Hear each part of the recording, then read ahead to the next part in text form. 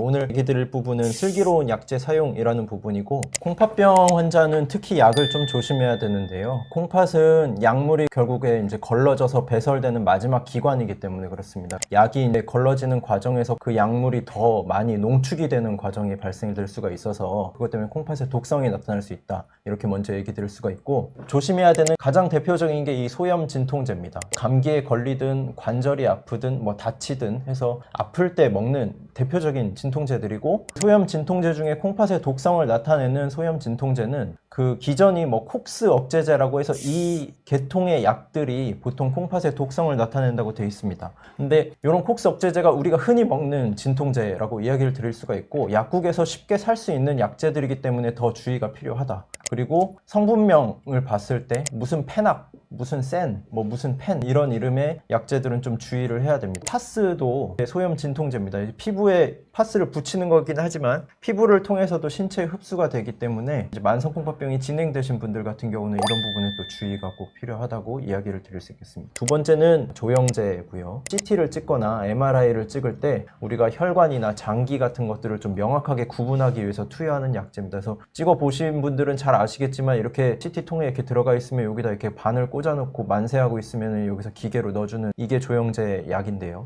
CT에서 사용하는 조영제는 콩팥에 독성이 있습니다. 그래서 특히 만성 콩팥병 환자에서는 주의를 해야 되고, 콩팥의 상태에 따라서 조영제 투여 전에 수액 공급을 좀 하는 것이 조영제로 유발되는 콩팥병을 예방하는 데 도움이 된다고 되어 있습니다. 두 번째는 MRI 조영제인데, MRI 조영제는 가돌리늄이라는 원소를 가진 조영제를 씁니다. 이 가돌리늄 조영제 같은 경우는 콩팥의 독성 자체는 뚜렷지는 않지만 콩팥 기능이 나쁜 사람들한테서는 이게 몸에 축적이 돼서 전신의 섬유화를 유발할 수가 있습니다. 그리고 이 전신의 섬유화는 몸 안에 있는 장기들의 섬유화도 같이 발생하기 때문에 이 전신 섬유화가 가돌리늄 때문에 생긴 경우에는 굉장히 치명적이라고 알려져 있습니다. 특히 투석하시는 분들에서는 사용이 금기로 이제 표시가 되어 있는데, 꼭 필요한 경우에는 혈액 투석하시는 분들에 한해서 즉시 투석을 시행하도록 권고가 되고 있습니다. 세 번째는 항생제, 항바이러스제 이런 약들인데요. 다양한 항생제들이 콩팥의 독성, 부작용이 나타날 수 있습니다. 그리고 특히 이제 항생제 종류가 많이 그런데 콩팥 기능이 떨어진 경우에는 이 약제 용량을 조절을 해야 됩니다. 각 사구체 여과율에 따라서 약제 복용하는 용량이 달라집니다. 항바이러스제 중에 아시클로버, 팜시클로버 이런 약들을 쓰게 됩니다. 근데 이런 약들도 콩팥 기능에 따라 용량, 용법이 달라지니까 주의가 필요하고, 또 이런 그 팜시클로버, 아시클로버 같은 경우는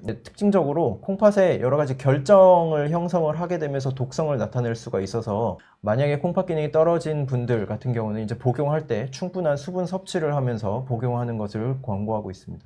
또 골다공증 치료제가 있는데, 콩팥 기능이 떨어진 경우 만성 콩팥병 환자에서는 주의가 필요하게 됩니다. 그래서 많이 쓰는 것 중에 칼슘하고 비타민 D가 같이 들어있는, 이게 외래에서 먹고 계신 분들을 보면 피 검사를 주기적으로 해보면 칼슘이 너무 많이 높아져 있거나 이런 분들이 있습니다. 만성 콩팥병에서 칼슘이 계속 높아져 있으면 여러 가지 혈관 석회화를 유발하는 걸로 되어 있어서 또 주의가 필요합니다. 그래서 이런 부분을 주의를 해야 되겠고, 두 번째는 골다공증 약 중에 또 굉장히 많이 쓰는 약인데, 비스포스포네이트, 이름이 좀 어렵지만 이런 약들이 있습니다. 골다공증에 한 달에 한 번 먹고 그런 약들입니다. 근데 이런 약들은 사구체 여과율이 30 미치면 아예 금기로 되어 있고, 이것들은 이제 뼈를 안정화시키는 약이기 때문에 사구체 여과율이 떨어져서 만성 콩팥병이 되면 뼈 대사가 저하되기 때문에, 그런 뼈 대사가 저하된 상태에서 뼈까지 안정화시켜버리면 뼈 대사가 굉장히 많이 감소돼서 뼈 건강이 많이 나빠지거나 콩팥에 독성이 나타나거나 하는 일들이 생길 수가 있습니다. 슬기로운 약제 생활을 위한 5가지 수칙, 이렇게 해서 오늘 마무리하려고 합니다. 본인의 콩팥 기능을 잘 알고 있어야 된다. 그리고 위험한 약은 적어도 그 종류는 알고 있어야 된다. 어떤 과 의사를 만나던 간에 자신의 콩팥 기능을 의사에게 알려야 한다.